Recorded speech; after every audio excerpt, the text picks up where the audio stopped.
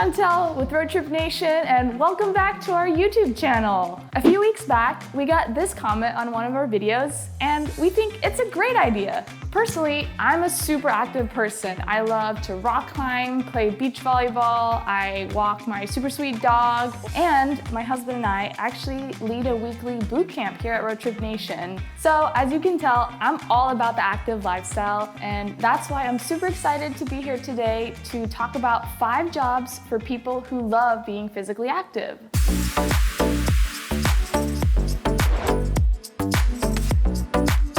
Athletic trainers help both prevent and treat injuries in athletes. They really look out for their athletes and help make sure they perform at their peak.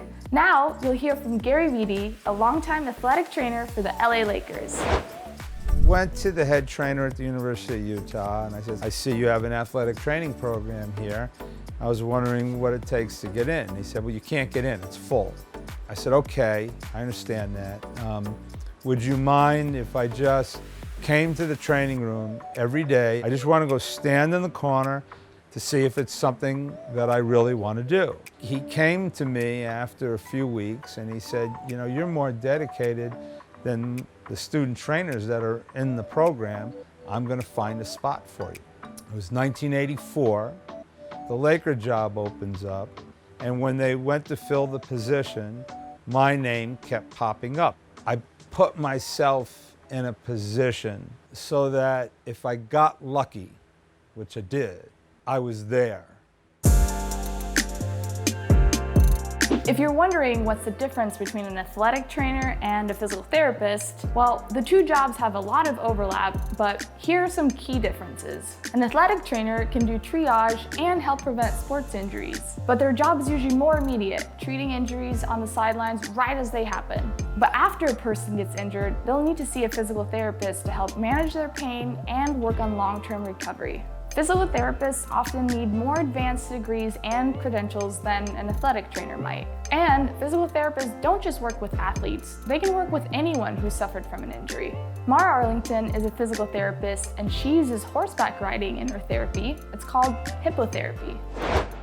With my bachelor's degree, I got it in exercise physiology, and I knew right away I was going to go to grad school for physical therapy. Once I really got into that, it was just kind of a natural fit for me to go physical therapy in horses is hippotherapy. It's very much, I'm going to figure out how to help your body or how to help your mind concentrate and focus. It's all that adrenaline and epinephrine and endorphins that you get from just kind of that rush and all the physical activity, because exercise releases endorphins, and that's your body's natural painkiller and what makes you feel really good.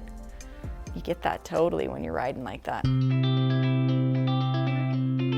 If you're like me, you're most likely following some type of fitness influencer. Most of these people are self-made, and their career path can serve as an inspiration to you. One incredibly inspiring fitness entrepreneur is Derek Wida. After Derek was shot in combat while serving in the military, his leg had to be amputated, and he was medically retired. So when he came home, he faced some dark times. But getting active and getting into CrossFit actually helped him pull through. So now he runs a gym and a nonprofit helping vets stay healthy and active, both in body and mind. I've always been passionate about fitness. So I started looking at getting a job as a personal trainer. And then I learned that I didn't want to work at another gym. You know, like the one gym I would want to work at, they told me like they would hire me if I shaved my beard and covered my arms. So I set out on this mission to start my own gym. And I didn't know exactly what my purpose was, but I knew what my passion was, and I was chasing that. And now I'm in this position where I do what I love, I do what I'm passionate about, but the biggest thing is like, I help other people. And in fitness, it's like, you have goals in fitness, moving forward, thinking forward, instead of living in the past. You know, it's such a great way to move on with your life. As a director of athletics for a school, you do many things such as manage a budget, schedule games, and hire coaches. So this job definitely requires the most time in a traditional office setting. But the upside is your schedule will also be packed with different activities and sporting events. Ivan Joseph is the director of athletics for Ryerson University. He worked his way up from a soccer coach to a director of athletics. I'm the Director of Athletics here at Ryerson University in Toronto. My senior year, the professor, Barb Mesley, said, Find out what you're doing right now in the summer for free and find a way to make it your job. I'm like, what? I was a volunteer soccer coach. I was a volunteer soccer coach every summer because I loved it. I never thought in the wildest dreams I could be a coach and that could make a profession out of it. I followed that dream. I changed my major my senior year. Decided I'm gonna be a phys ed soccer coach and this is what I'm gonna do. And I became really, really good at it. The next frontier wasn't the technical or tactical skills, it was understanding the mental side of the game. And the only way to do that formally was to enroll in sports psychology. But I noticed that with each course, my team's rankings would continue to rise as I was applying the skills. And before long, they were #1 ranked in the country as the time that I was working on my dissertation. I chased a love, and I excelled in it.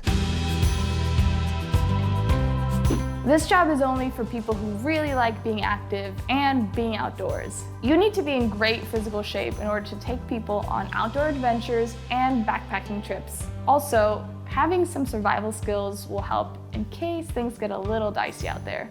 But these aren't the kinds of things you learn in school. So how do you prepare to be an adventure guide? Check out how Jacob Wagner got started. So when I was 18, your age, I was like really getting the itch for nature. I recruited my brother and another friend, and we said we're gonna go backpacking. It was a 70-mile trail, and we did everything wrong. We got really, really wet, really, really cold, but something just woke up in us. We love the outdoors, we love adventure. We just needed to live our adventure life.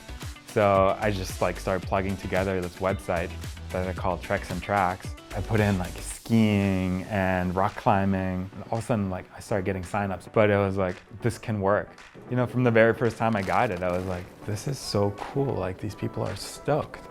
That's really rewarding.